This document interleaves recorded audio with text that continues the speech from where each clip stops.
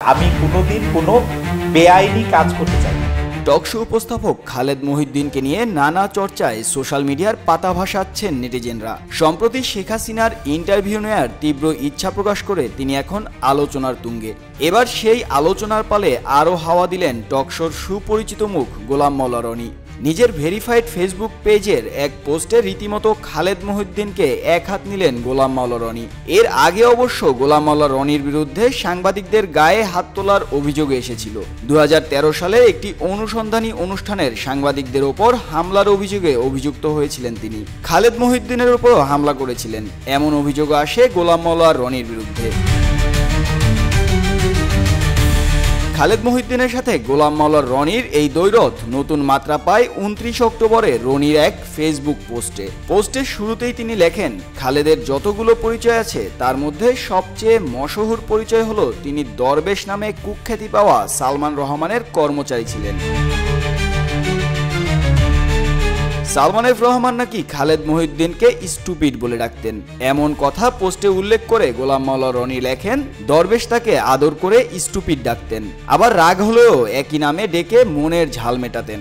এটা আমরা দেখেছিলাম যেবার সালমানের বিরুদ্ধে করোনার টিকা জালিয়াতির অভিযোগ এলো, তখন খালেদ তাকে আত্মপক্ষ সমর্থনের জন্য যে সাক্ষাৎকারে ডেকেছিলেন সেই অনুষ্ঠানে। টকশো অনুষ্ঠানেই নাকি খালেদ মহিউদ্দিনকে স্টুপিড বলে ডেকেছিলেন সালমান এফ রহমান। এ বিষয়ে তিনি পোস্টে লেখেন, সেদিন অনুষ্ঠানে সহ আলোচক ছিলেন ফরহাদ মাঝার। সালমান বারবার মেজাজ হারাচ্ছিলেন আর স্টুপিড বলে গালি দিচ্ছিলেন। ফরহাদ মাঝার বললেন, আপনি বারবার স্টুপিড বলে কাকে গালি দিচ্ছেন এবং কেন দিচ্ছেন? সালমান বললেন, আমি খালেদকে স্টুপিড বলছি এবং খালেদ খুব ভালো জানে আমি কেন তাকে স্টুপিড বলছি।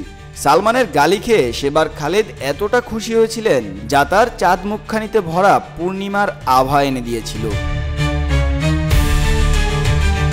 পোস্টের শেষ অংশে স্টুপিড শব্দটির নানা রসালো ব্যাখ্যা দেন গোলাম মাওলা রনি। তিনি লেখেন, স্টুপিডের সাধারণ অর্থ বোকা, বিরক্তিকর, অথর্ব, ব্যক্তিত্বহীন অথবা ভারসাম্যহীন প্রাণী। গ্রাম বাংলায় এটাকে সবাই বোকা, ফাজিল, ছাগল, গাধা, বলদ ইত্যাদি নামে ডাকে। বড় আকারের এই পোস্টটি লিখে পোস্টের শেষে গোলাম মাওলা রনি দাবি করেন, খালেদ মহিউদ্দিনকে নিয়ে লেখার রুচিই তার নেই, বরং অনেকের দাবি মেটাতেই নাকি এই পোস্ট দিয়েছেন তিনি। শেষ ভাগে গোলাম মাওলা রনি লেখেন, ইদানিং খালেদের কিছু বক্তব্য, আচরণ, অঙ্গভঙ্গি, পোশাক ইত্যাদি যথেষ্ট বিতর্ক তৈরি করেছে। অনেকে তাকে নিয়ে কিছু বলার অনুরোধ করেছেন। তাকে নিয়ে কথা বলার রুচি আমার নেই, তাই সামান্য 2 কলম লিখলাম। মুস্তাফিজ আবির, ডেস্ক রিপোর্ট, রূপালী বাংলাদেশ।